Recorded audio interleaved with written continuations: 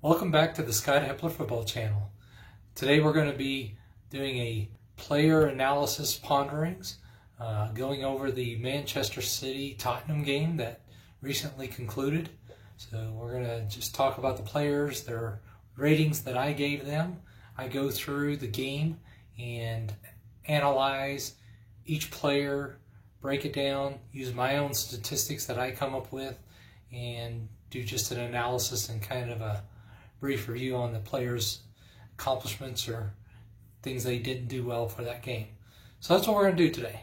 So also want to apologize if the lighting's a little off. I'm recording a little later in the day, so no sun to help out with the lighting effects. But with that being said, we're going to get right into it. So we'll start off with the goalie, Hugo Lloris. I gave Hugo a 6.67. He started off the game really rough. First 3 shots on goal were all goals. I really do only attribute one of those goals as to something that he probably should have stopped. And that was the second goal by Man City that went near post.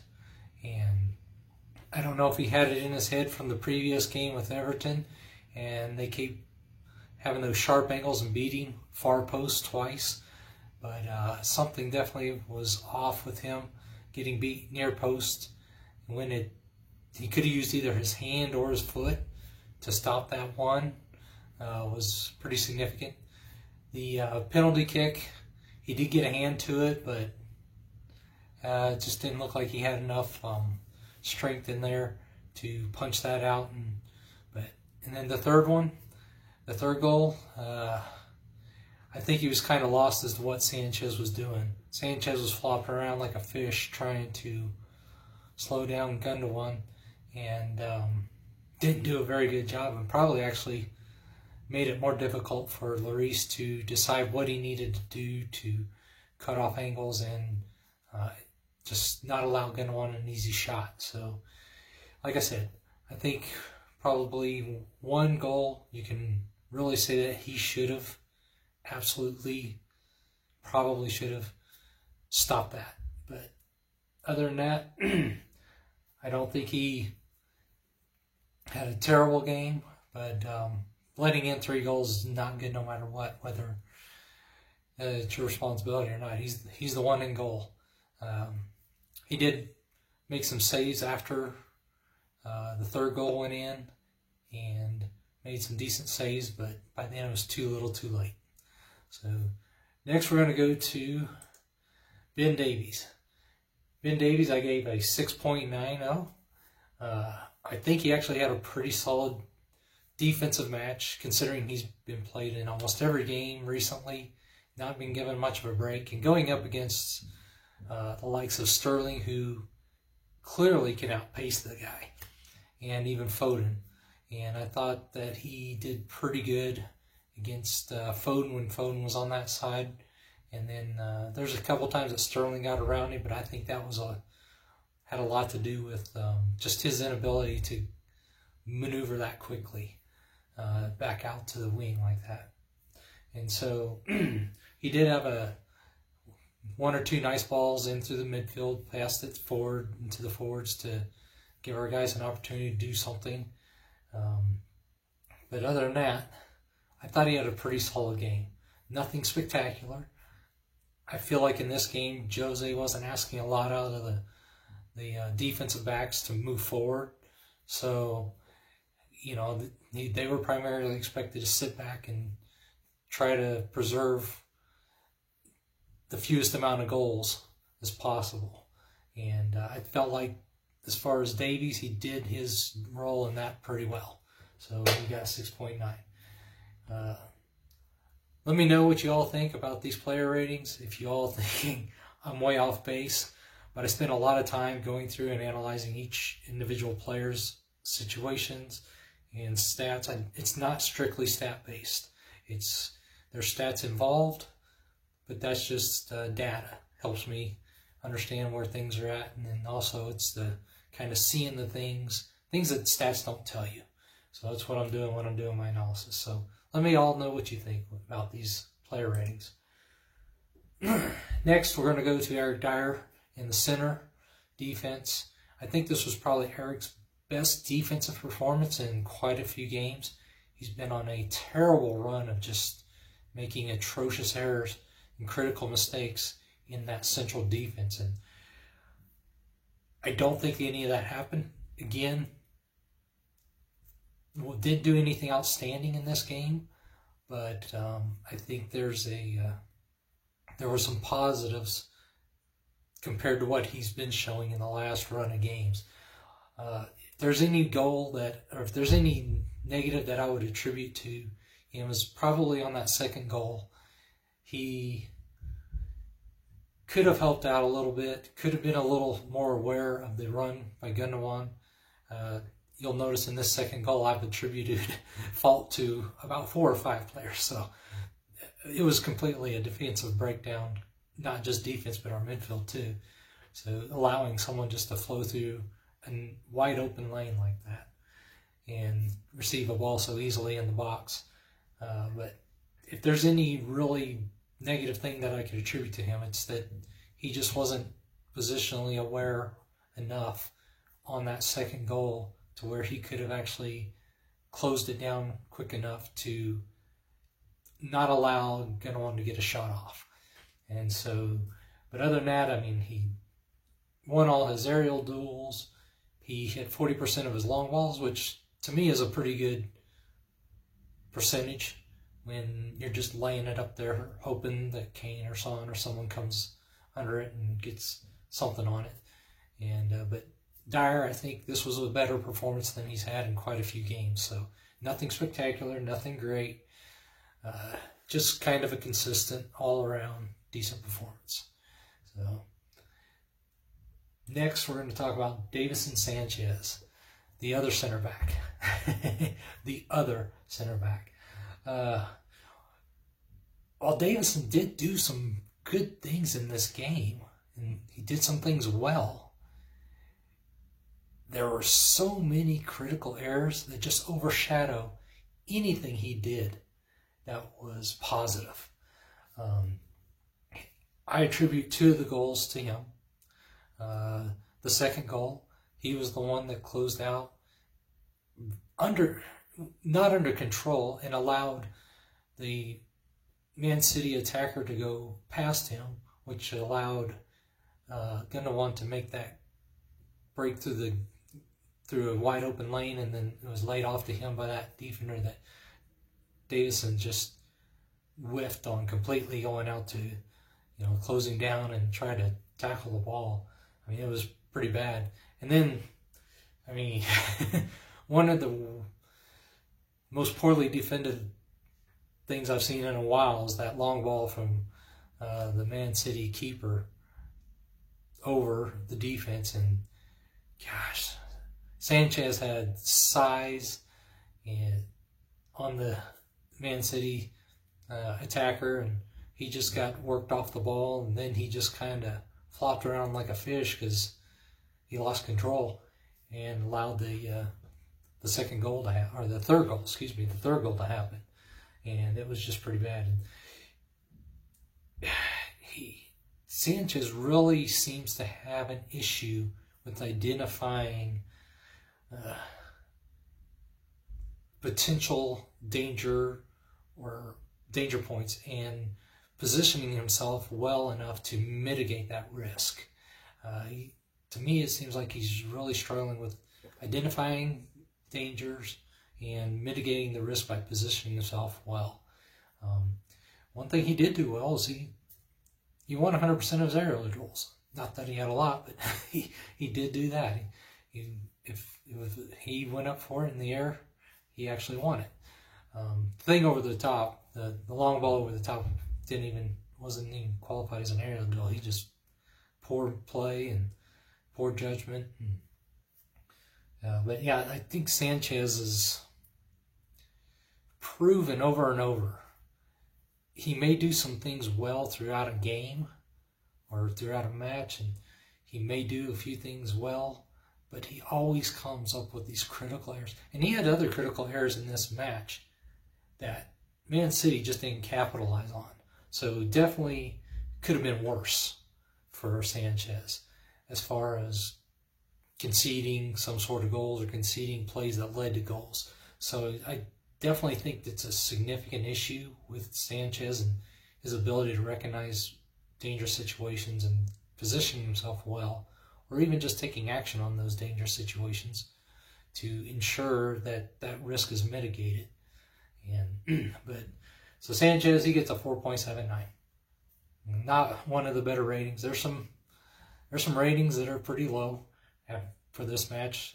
To me, also for this match, I feel like the entire team just was kind of devoid of really any true energy and fight. But we'll get into that on some of the other players, and there's only a couple players that I actually felt did well in this game. So that's my take on Sanchez. Let me know what y'all think on that. Next, we're going to talk about the right back, Japhet Tanganga. Actually, I gave him a really good rating, 7.94. I felt like this was a really good match for Tanganga. He played against one of the hottest players right now, Foden, in the Premier League. Practically shut him down, in my opinion, when he was out there, when Foden was on that side. I think he held up well against Sterling also. I feel like Tanganga's got the physical ability and the speed to handle being on the outside. And he's played out on the left back before too. So this is not a new venture for him to be out of the center. And I think this may be actually an option for us going forward as far as left or right back if we need it. I felt he played very well. He also kind of, to me, displayed the ability to recognize the threats that Man City was throwing at us and was able to decipher and figure out how to handle that and not allow them to be successful in what they were trying to do in an attacking sense. So I felt like he did a great job there. He also did well. There was a number of times that he went one-on-one, 1v1 against players and beat them, and that was a positive thing. So, I mean, I kind of see it as if we need him on a wing or in the corner, in the left or right back position, I feel like he can fill that spot and get forward a little bit, because he was showing some prowess in moving forward with the ball, and that was positive. And he didn't seem really flustered out there in a big game against a high quality opponent and a lot of talent on the other side. I didn't feel like he was flustered. He didn't look scared, didn't have that deer in the headlights look. So I felt like he held his own very well out there. And I think this is a very positive thing for Tanganga. And, I mean, we have a plethora of center backs. If he can kind of float into that outside back position and help fill that void, because we are very thin in that position, I think this is a great thing and a positive for us. So next we're going to talk about Højbjerg, the man in the middle. You know, I feel like Højbjerg had a pretty good match for most of the match. He did give up that penalty in the box. It was a little out of control. His positioning wasn't right, so it put him in an awkward position trying to defend during that instance. And he also made a few silly fouls just outside the box, gave up some set-piece opportunities that he typically doesn't do. I feel like he's kind of getting a little fatigued, either mentally or physically, in the past, because the past few games he's made some errors that just is not typical of what you see from Højbjerg. And he's played a lot. He's probably the most played player on our team, other than maybe Lloris, and probably even more than that, because he's played in Europa games, Cup games, I mean, where Lloris hasn't played in some of those. So I feel like maybe while he is the guy we need in the middle, especially right in front of that defense, he's made some critical errors in the past few games. It just is not normally what he is. So it kind of begs the question, is he fatigued? Both physically, mentally, or either or. he did make quite a few number of nice passes through the midfield up to the forwards and up into the attacking midfielders to give us an opportunity to turn on their back line, get behind their midfield, and try to do something with it. So he is doing well in seeking out penetrating passes that's going to make the opposing side have to react to a difficult situation. And I thought that was a good thing he did. He also won 75% of his 50-50 balls. So, you know, he's out there running around. He hustles all the time. He never gives up on anything. It's just, you know, I think a couple lapses in either mental or some physical fatigue or whatever. He's just, but he's still the guy we need in there. I mean, we got to have him because there's no one that can come close to filling his shoes in that spot right now. And so we gave him a 6.73. Not going to just beat him up over the goal that he conceded, or the penalty that led to a goal, when he did so many other positive things. So he did a lot of positive things, as he usually does. So he doesn't get just completely lambasted over his rating there. Next, we're going to talk about Mr. Ndombele. Another solid performance from Ndombele. I felt like this actually was probably his best performance in defending. He completed a number of tackles. He made quite a few interceptions. I feel like that Ndombele is more effective when he's back there in that pivot with Hoiberg.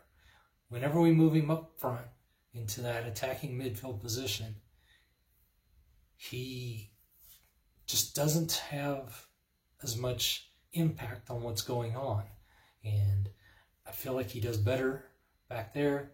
He's, you know, made some good tackles. One of the tackles led to a counterattack for the Spurs. You know, this was a solid performance for him, and hated seeing him go out. But if every time we move him up in that attacking midfield position too, he gets fatigued. And not that he's not working hard back there in the pivot with Hoiberg. It just seems like he fatigues a lot more when he's up in that attacking midfield position. And I felt like it was still a good performance out of him on this day. So definitely some positives to take away for Ndombele. 7.09 on the rating. And let me know what you all think. Was it what I saw? Did he have a good performance, or did I miss some things? So next we're going to go to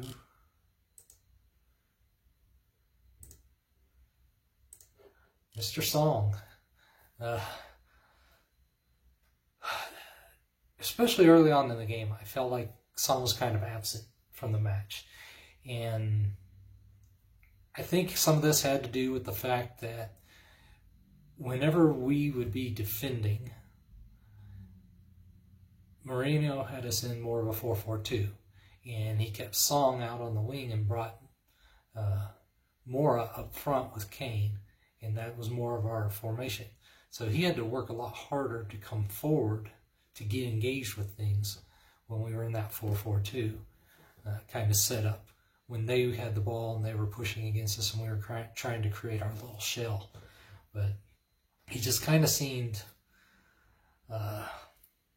absent for good parts of the game. He seems a little tired to me. He just didn't seem like he has that normal energy and burst and just that enthusiasm that he comes with in most games. And so it just seems kind of fatigued to me. And I know we had a long FA Cup game against Everton, and that may be part of it. But definitely was not the normal Song that we see. And I would have loved to have been able to see him get out, open up, stretch those legs, run, you know, be running full force at one or two of the defenders and see what he could do. But he never had that opportunity this game.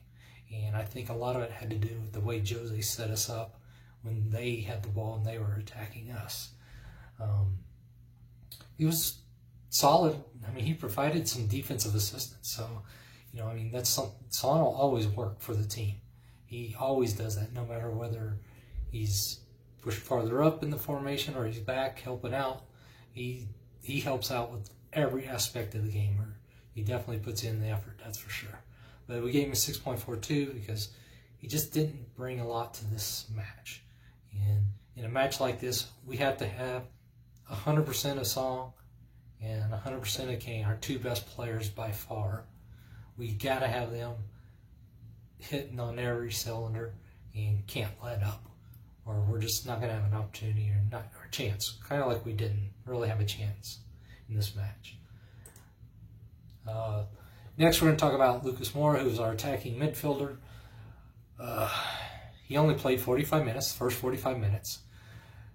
He was rarely involved in anything offensively, defensively. He just looked like he was kind of running around out there, chicken with his head cut off. Kinda, you know, his dribbling is his thing that we really know him for. And he really just didn't do much in that aspect either. He had one dribble that I really can say, oh, he had a good dribble there.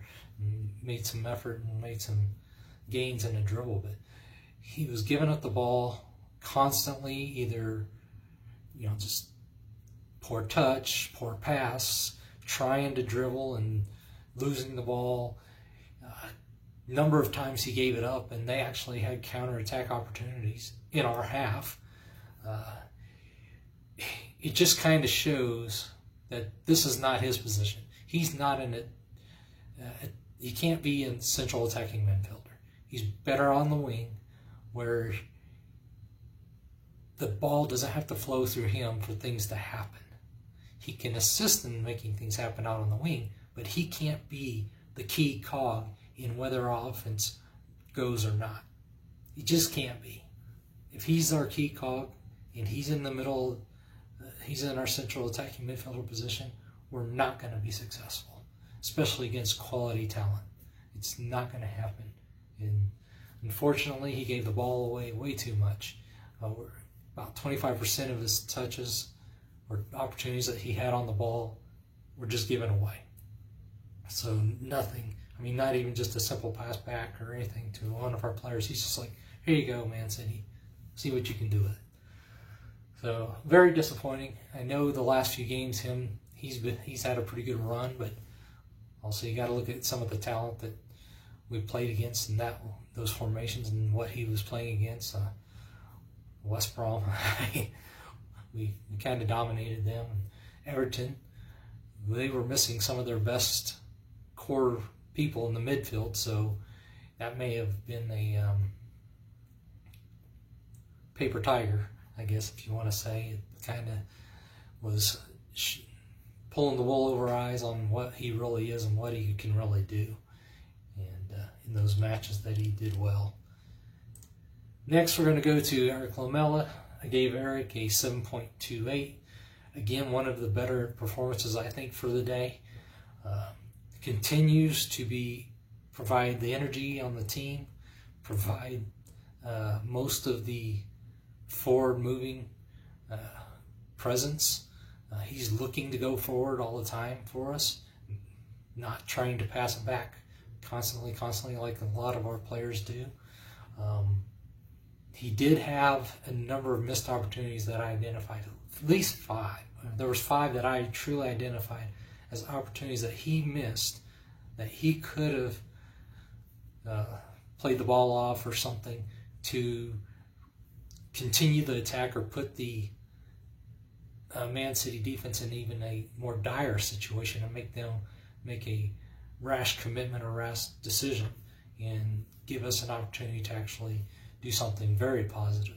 So if there's anything that's probably his biggest negative, is he does miss opportunities. He's a little slow on being able to deliver that pass that really cuts through the defense at times. And it seems like, to me, as watching this game, he struggles in passing with his left foot. Because there was a couple of times that he was needing to pass with his left foot, and you could just see the wheels turning in his head, like, how do I do this? How does my left foot work? I've not watched it close enough, and I probably will going forward. Is he really a two-footed player, or is he predominantly just a right-footed player? Because the left foot seemed very awkward on a number of occasions to me when he was trying to utilize that left foot through a pass or through a maneuver or something. But still, I think he's earned the ability to be a part of this squad, either starting or coming on, being one of the first ones off the bench, to bring that energy, bring that desire. He presses all the time. He does not let up. He's relentless. I mean, he could have had at least 2 or 3, maybe even 4 yellow cards, but the guy is he'll dog on them all day long. He'll dog on the other team all day long. He'll wear them out. He'll make them frustrated. And we need a guy like that in there. We need a guy that's not going to let up and be relentless, because we can't afford to. We don't do well in pressing the ball, in attacking the ball, and trying to create opportunities through making the other team have a mistake or make a mistake. So, but I did give him a good rating because I felt like overall it was very positive. Again, as in the last few games, he's kind of showing if we can keep him healthy, he can be an asset to the team and contribute. And so there's Eric. Let me know what you all think. I know some people think he does well. Some people think he doesn't do well. And some people just kind of like, we don't really know because we don't see enough of him. So based on this game, this is what I think. Next, we're going to talk about the Mr. Kane up front. Start off really strong. You know, get that, drew the penalty just outside the 18-yard box early on in the match. Put a beautiful strike on the ball, the penalty, and almost put it in. Hit it up on the upper 90 of the frame, and gosh, if he could have put that in, it might have changed the whole game. But still, started off really strong. It did appear that he was not 100. He's not 100% still with those ankles. He seems a little tentative. He's not making the quite as precise cuts and things that he typically does. He didn't just seem as strong in one-on-one situations either. Usually he's very good in one-on-one situations, and he got dispossessed so many times, and sometimes he just handed the ball to him because I don't think those ankles are quite there yet, 100%, and it's not allowing him to do what his mind's telling him to do. His mind's telling him to do this, his body's saying, no, can't quite do that. So, he had a lot of giveaways. He did have one of the only 2 shots on goal in the first half. Him and then Dombley had the 2 shots on goal in the first half. So that's all we had. 2 shots on goal in the first half. As usual, and as he's been doing a lot of, he's been assisting in the defense quite a bit. Cleared some headers, some interceptions, some different things like that. So, you know, he is, even when he doesn't produce 100% on the offensive side, he does assist in the other aspects of the game, which, you know, when he's hitting on the offensive side, that's like gravy for us. When he's not quite 100% on the offensive side, that still provides value. It provides a means for him to be effective on the field still and contribute. I know he probably got frustrated this game offensively, very much so. But gave him a 6.84. You know, he could have a little more magic that he usually brings up. He would have had a lot better rating. But you know, I feel like he's just not quite back 100% from those ankle injuries that he had recently. So that was Kane. Next, we'll talk about the substitutes. First, we're going to talk about Sissoko. He came on for Mora to start the second half. To me, this is Mourinho saying, the only way we're going to come away with any points in this match is hold them to no further goals. Keep it 1 goal for Man City, and hope that we can squeeze one somewhere. Because he brought Sissoko in to help out the defense, because the defense was struggling in the first half, and mostly through Davinson. I mean, Davinson Sanchez was really kind of a sieve for the Man City team to kind of work through. But he was hoping that Sissoko would come in. I understand what he's thinking there, but we were already having enough trouble. When we only have 2 shots in the first half, bringing someone that's going to provide more defense than offense is not going to help us get that 1 goal that you want. So for me, this was a poor substitution, but that's what he made. I would have preferred a winger coming in, Bell, Bergwijn, whoever, and then pushing Lamela into the central attacking midfielder position, leaving Ndombele back there. As I mentioned before, I feel like he works better in the pivot with Højbjerg. But Sissoko really didn't provide much for us. You know, I did attribute part of the second goal to Sissoko. Again, poor positioning. Like I said, there's 4 players that I've identified in that second goal that their positioning was not good. And part of that is due to their inability to identify dangerous situations. So they weren't aware, or weren't aware of the dangers that were there. And so he's one of my attribute to that goal. So he could, you know, he was more active than Mora. He was on the ball more, so which is not saying much, because Mora was barely sniffed the ball in the first half. But you know, he still didn't produce much in the way of offense. And then, you know, being a part of giving up that second goal just kind of negates bringing him in at all. So it just really kind of doesn't provide any value in this aspect. So we gave him a 6.62 on this rating. The next sub we'll talk about is Gareth Bale. He only had 20 minutes when he came on. This is a recurring thing, I think, and is kind of frustrating with a player that hasn't had much run of time on the pitch. We're only giving them 15 minutes to really, 15, 20 minutes maybe to get in and try to, and there's already 3 goals on the board. So you're asking him to come in and perform miracles, and it's not going to happen. But while he didn't provide much, or there wasn't a lot to talk about as far as his play and him coming in, he did provide the shining moment for the Spurs offensively. And he beat 3 Man City players right up the middle and got off a good shot, which it took a really good save by the keeper to keep it out of the net. But you kind of see what he can do. It's just, 1, can he stay healthy enough? 2, can he do that more consistently? And 3, we just got to give him some time on the pitch to, if we're going to use him, if he's going to be a part of an answer, a solution to us getting results and being productive, he's got to have more time on the pitch. It's just simple. That simple. So, you know, he did really well in his 1v1s. But other than that, there wasn't a lot. And he didn't have a lot of time.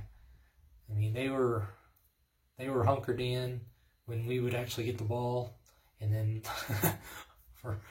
after the 3rd goal, the energy within the team was almost completely nil. So even when we had the ball, we weren't really putting much effort into trying to do something, even with 15, 20 minutes left. So there wasn't a lot of opportunity for him to actually do much with the team. So that's Bale. That's the second sub. And then the final sub is Ali. Dele Ali comes in, 63rd minute, replaces Ndombele. what little bit that Ali actually got on the ball, he showed no tangible quality in doing anything or providing anything. And then also the same with the helping out defensively. He just really wasn't providing any quality for us in that midfield at all. I saw nothing that was productive. He did have 100% of his aerial duels. Okay, he had one. But he, again, like Mora, he was giving the ball up way too much and way too easily. So even when we had an opportunity and it was at his feet, he was losing the ball. And a lot of the times when he got on the ball, he was passing it back. He was not looking forward, not driving forward.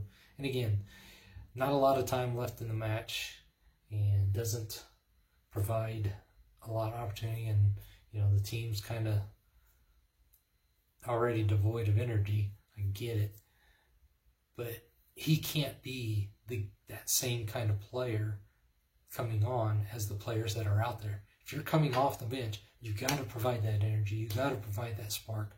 You got to be just dogging it all over the place. And he didn't do anything.